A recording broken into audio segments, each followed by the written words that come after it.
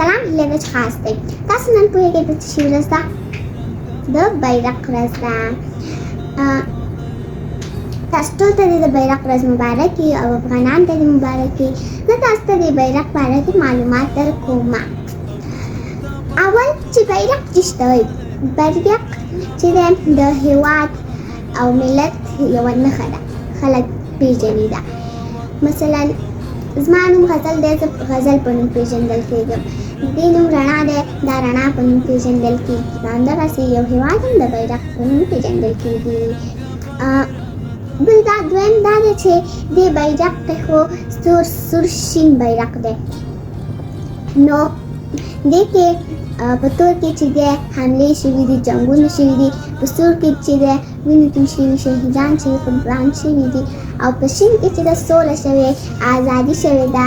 او دا ده. دریم دا چې په دې کې خو جومات دی، موږ ټول خو جومات ته احترام لرو، مسلمانان یو.